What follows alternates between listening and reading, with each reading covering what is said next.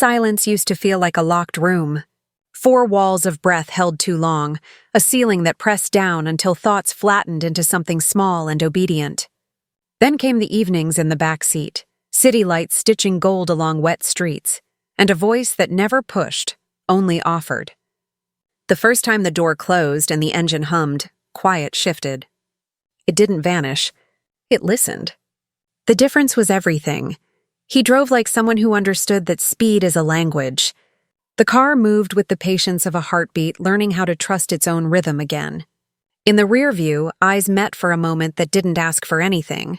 Seat comfortable? Simple, ordinary words. Still, something in them walked ahead and turned on a lamp in a dark hallway. The night felt less like a wall, more like a window. There are touches that happen without skin. The first came in the way attention settled and stayed.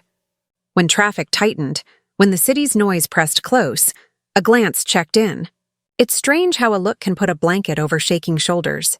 The body knows when it is being watched to be kept, not claimed. Fingers rested on the steering wheel as if holding a vow. The road unspooled. Breath followed it, slower now. Routine wrote itself. Morning pickups threaded with the smell of coffee. Evenings drifting through neighborhoods where kitchens glowed and dogs barked at nothing. Words arrived, small and careful, like birds willing to land only if the air proved kind. Long day?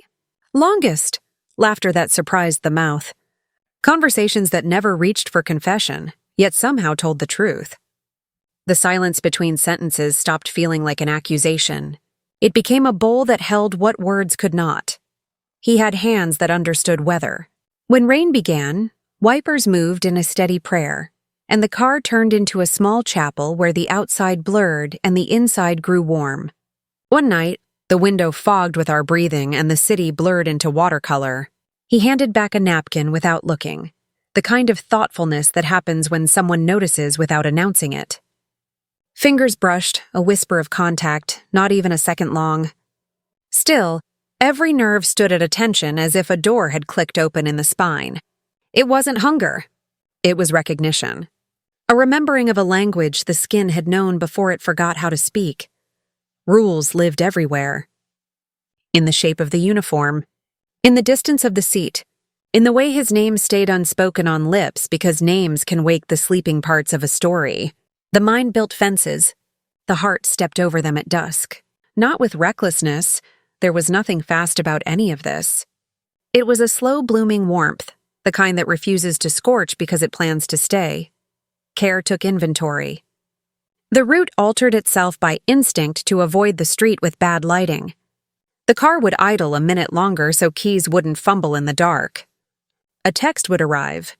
Outside whenever you're ready. Softly punctual, like a coat draped over a chair before anyone feels the draft.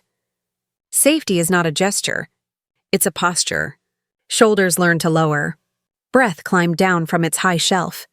The quiet inside began to hum. On a Thursday, a traffic light failed and the intersection became negotiation without words. He held the wheel loosely, eyes moving, patient with chaos. "Take your time," he said to no one and to everything. The sentence landed like a hand laid flat against the center of the chest. The day had been a parade of urgency. Here, time bent and made room. That is a kind of touch too, the granting of space where haste used to bruise. There were stories, traded like folded letters. A grandmother who sang while peeling oranges. A childhood memory of learning to drive in an empty lot, both hands at 10 and 2 as if holding the world. Hopes whispered with the windows down so the wind could carry the weight. Nothing dramatic. Just the truth, polished by use, passed back and forth until it shone. One evening, the sky forgot how to be daytime and simply lingered in the color between. He pulled to the curb beneath a jacaranda, shedding small purple thoughts onto the hood. The door stayed closed because neither of us wanted to break the thin glass of the moment. "You're safe," he said, not as an announcement but as a fact the air already knew. The words did not enter the ears. They settled along the shoulders, traveled down the arms, and curled into the palms like something finally allowed to rest. The city loves to witness, even when it pretends not to. A cyclist flashed past like a silver fish. A couple argued in low tones that sounded more like fear than anger. Somewhere, a radio choir rose into a high note and held it. Inside the car, quiet threaded itself through our ribs. The hand that reached for the cup holder accidentally touched mine. Neither of us moved away. Not a claim. A confirmation. The room inside the chest expanded by one invisible window. Desire is sometimes a storm. This wasn't. It was a hearth patiently built, kindling of glances, the small flame of a shared joke, the steady stacking of mornings and nights that taught the body to trust its warmth. When fingers finally intertwined, it happened the way good weather returns, without announcement, with relief. Not a blaze. A homecoming. There is a difference between being seen and being looked at. Being looked at catalogs. Being seen honors. In the mirror's thin rectangle, eyes met and said the unsayable. You are allowed to be whole here. Flaws did not ask permission to exist. They were greeted like relatives arriving late but still welcome to the table. The past did not vanish. It sat in the corner and behaved itself because the present was strong enough to host it. On a late ride, exhaustion stumbled into confession. Words escaped that had been prisoners too long. How loneliness can feel loud in a crowded room. How touch can turn to choreography when love has gone thin. Silence followed like a friend who knows how to keep watch. Then came his answer, quiet but shaped like a bridge. No rush. Not a pity, not a plan. More like a key that fits a lock the door forgot it had. When winter came, coats grew heavier, and the car's heater learned our names. He'd hold out a thermos lid like an offering, steam curling into the cabin's small universe. Hands brushed again. The touch traveled farther this time.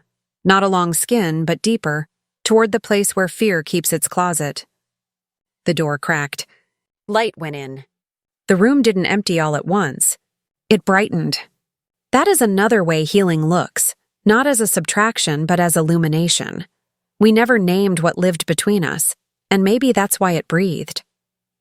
Labels can sometimes tighten around tender things and teach them to perform. We let it be alive in the ways it wanted, through steadiness, through laughter that arrived quicker than before, through a softness at the end of long days that made the world less sharp. Rules remained. So did reverence. Both mattered. Reverence won. One night, the route home took us past the river. The bridge lifted city lights and folded them into the water's slow memory. He slowed without being asked. The window opened an inch. Cold air carried the clean smell of winter and the secret warmth of his nearness.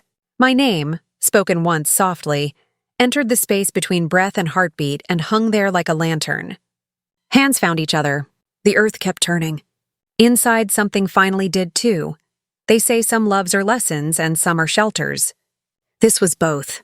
It taught patience and practiced it. It learned the shape of the silences and held them like valuables. It refused to hurry. It refused to harm.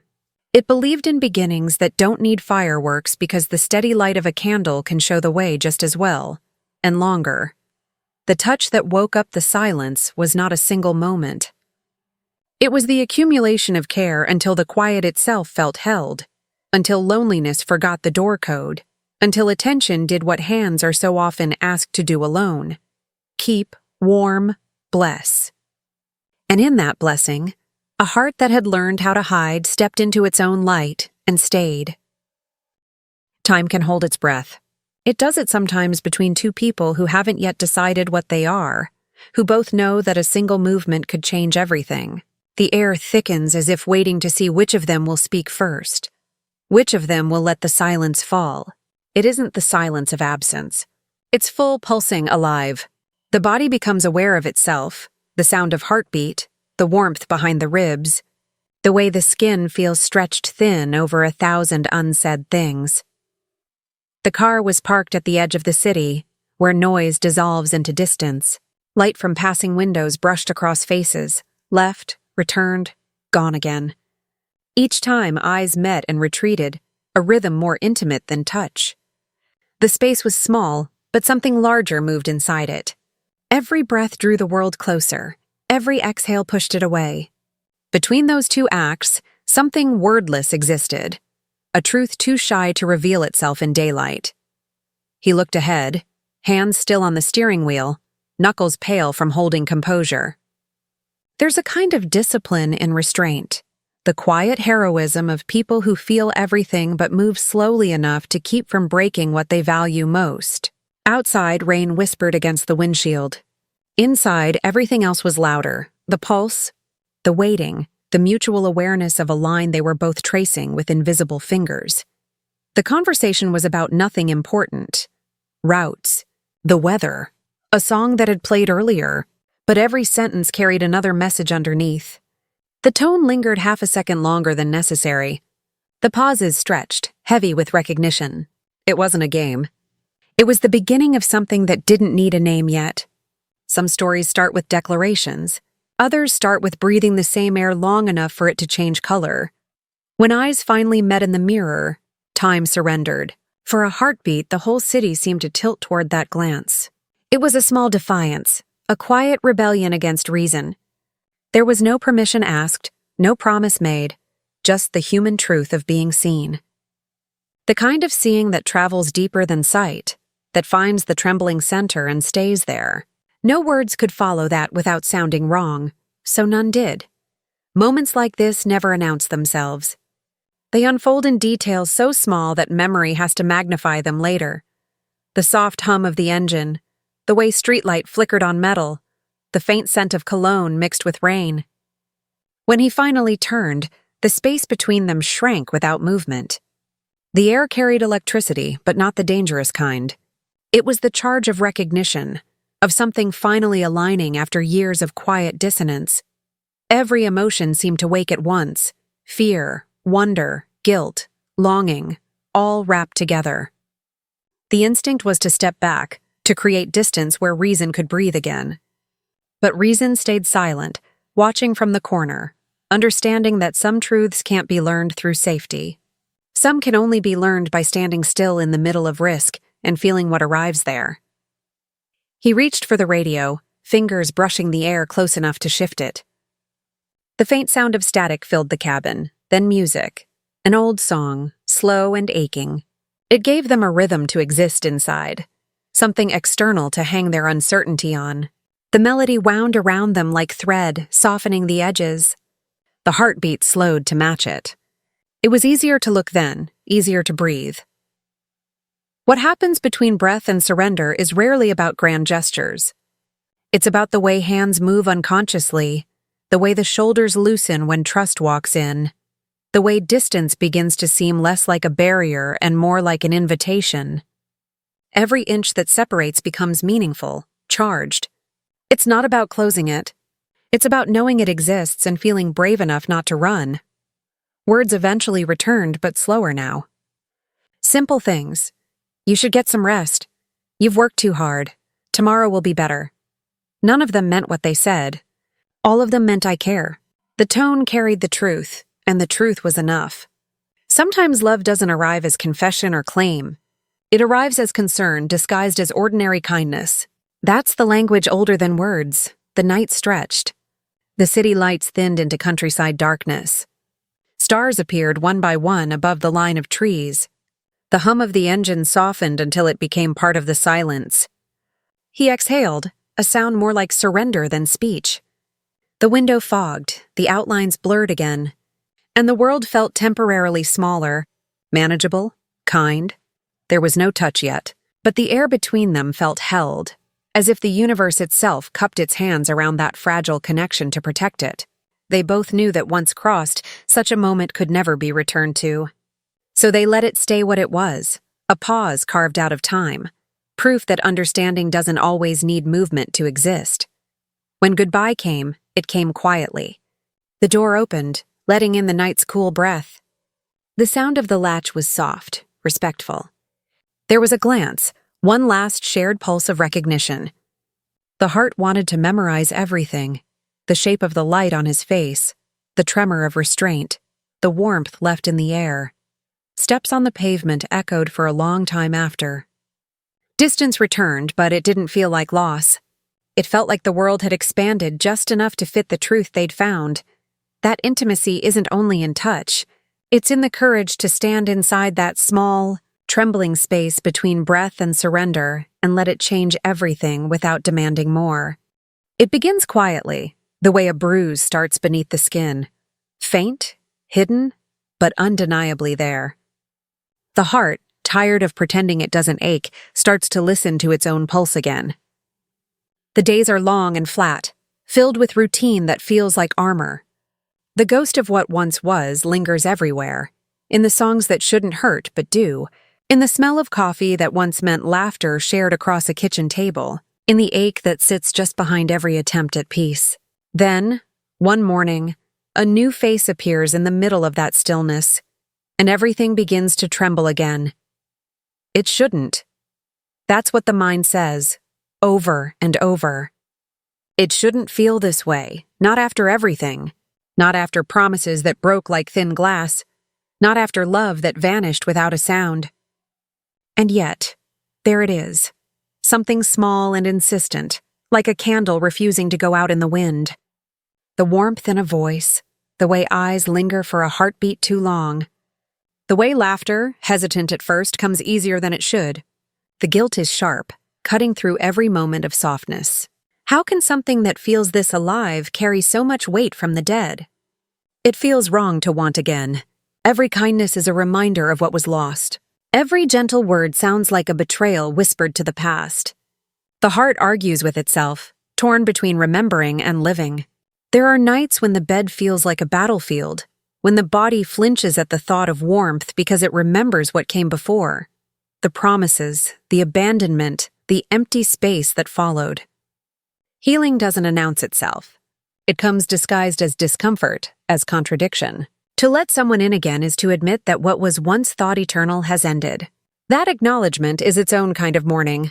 The new presence doesn't demand anything. There's patience instead of persuasion, eyes that don't ask for explanation, a voice that doesn't reach for confession. There's something disarming about it. This quiet understanding, this willingness to simply exist beside pain rather than trying to erase it. The heart doesn't know what to do with gentleness that expects nothing in return. It waits for disappointment, for distance, for the inevitable end. But it doesn't come. Instead, the world begins to breathe differently. One evening, the city hums in a way that feels almost forgiving. Rain slicks the streets, lights blur into gold and amber. A walk turns into a pause beneath the awning of a small cafe. There's laughter again, this time unforced, unguarded. The sound feels strange, almost foreign, like a forgotten language returning after years of silence. When eyes meet, something shifts. A flicker of recognition that isn't about past lives or fate, but about survival. Two people standing in the rain, learning how to be unbroken together. The first touch doesn't come as an invitation. It's accidental, a hand steadying another against the cold. But it feels like a confession. The skin remembers warmth, remembers safety, and for the first time in a long while, it doesn't recoil. It leans in, the pulse skips, the breath stumbles, and the guilt returns, whispering that this is wrong. But the body disagrees. The heart disagrees louder. It knows this isn't erasure, it's continuation. It's the slow return of color to a world that has been gray too long. Healing feels dangerous because it asks for surrender. It doesn't demand forgetting. It demands forgiving, especially oneself. There are still nights when the past visits uninvited, when memories sit heavy on the chest, when the name of the old love slips through half-dreamed words. But the new presence doesn't flinch. There's a steady patience in the way comfort is offered. A hand placed near, not on, a shoulder. A quiet breath shared until calm returns. There's no rush to fill the silence. Some love understands that silence, too, can be sacred. In the small moments, healing begins to take shape. A morning shared over coffee, no words needed. A glance across a crowded room that says I'm here. A laugh that escapes without apology. The heart starts to learn that it can hold more than one truth at once, that loss and love can coexist, that it's possible to miss someone deeply and still reach for someone new. What once felt like betrayal slowly begins to look like survival. There comes a night when the rain returns.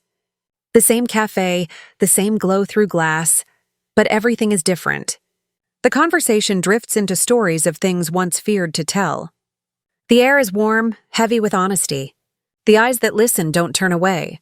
They see the mess, the scars, the fragments, and still stay. Something softens inside, a long-held breath finally released.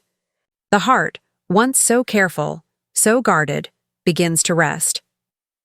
Later, under the dim light of a street lamp, laughter fades into quiet. The moment stretches, fragile and infinite. The first real kiss isn't a blaze. It's a sigh, a surrender. It doesn't try to prove anything. It just exists, pure and certain, like a truth whispered too late and just in time. For a second, all the noise of the world falls away, and there's only the sound of rain and two souls learning that love can begin again, even after it thought it had ended forever. Healing, it turns out, is not the act of forgetting what broke you. It's the choice to live fully even with the cracks showing. To fall in love again is not to betray the ghost. It's to honor what it taught, then let it rest. The heart, after all, was never meant to be a grave. It was meant to be a garden. It began softly, the way dawn spills over the horizon, quiet, unannounced, and impossible to stop. What started as a small flicker of comfort, something meant only to fill the empty spaces left behind by loss, slowly became something far greater. There was no grand declaration, no cinematic moment where hearts collided. It was smaller, truer, like warmth spreading through cold hands. There had been no intention of falling again. Love was supposed to have been a closed chapter, filed away under lessons learned and promises broken. It was supposed to be the kind of story that left behind ashes, not embers. But then there was someone who entered without force, without expectation, only presence. A steady kind of care that didn't ask to be noticed but always was. The heart, stubborn and wary, resisted at first. But love, when it's real, doesn't rush. It waits. The days became different without realizing when it started. Small things changed. The way laughter came more easily, the way mornings felt less like survival and more like possibility. Conversations stretched late into the night, sometimes about everything, sometimes about nothing at all. There were long pauses where no one spoke, and yet the silence wasn't empty. It was full of trust, of recognition, of two souls remembering something they hadn't known they'd forgotten. There was something magnetic, but not consuming. The closeness didn't demand to be fed with drama or intensity. It lived in quiet gestures, a hand brushing lightly across the arm during a walk, a smile shared across a crowded room, a look that said more than words ever could. That kind of connection doesn't arrive with thunder. It unfolds like a heartbeat, steady, certain, and unhurried. One evening, there was music, faint, almost lost to the hum of the city. The lights were dim, the air heavy with the scent of rain. The room felt suspended in time, the air charged with something unsaid. The space between them grew smaller, not because of movement, but because of recognition. The way eyes met spoke louder than any confession. That moment was not about possession, not about fire. It was about belonging. It was about understanding that love doesn't have to destroy to feel real. It can build, it can heal, it can hold. The first touch didn't set the world ablaze. It steadied it. It was warmth finding its way home, the meeting of two pulses that suddenly aligned. It wasn't the hunger of the body. It was the acceptance of the soul. That single moment rewrote everything thought to be true about love. It wasn't meant to hurt. It wasn't meant to be survived. It was meant to be lived, fully, fiercely, gently. Time passed, but the feeling didn't fade. It deepened. It wasn't loud, but it was constant. The kind of love that hummed quietly beneath the noise of life. It was in the way hands found each other even in sleep, in the way arguments ended with softness instead of pride, in the way absence didn't feel like emptiness, but like waiting for something sure to return. Love like that doesn't ask to be worshipped. It asks to be trusted. There were moments of doubt, of course. Moments when old fears rose like ghosts. Whispers that nothing good ever stays, that warmth always burns out. But each time, reassurance came not through promises, but through presence, through consistency, through the calm certainty that love, real love, doesn't need to prove itself in grand gestures. It simply stays. The days turned into seasons, the seasons into something resembling forever. And through it all, the love that had begun as an escape, something small and fragile, a bandage for an old wound, became something else entirely. It became a home, not a place, not even a person exactly, but a feeling. The sense of belonging without needing to ask permission. The sense of being seen fully without flinching. There was no burning anymore, not the kind that scorched or consumed. Only warmth. The kind that melts away the cold corners of a heart and leaves behind something softer, something alive. The kind that makes the world gentler just by existing in it. And in that warmth, everything once feared, loss, heartbreak, loneliness, began to lose its power. Because love like this doesn't destroy to prove its depth. It doesn't demand to be the only light in the room. It simply shines, steady and sure, even when the world outside is dark. That's the thing about love that burns without destroying. It doesn't need to leave scars to be remembered.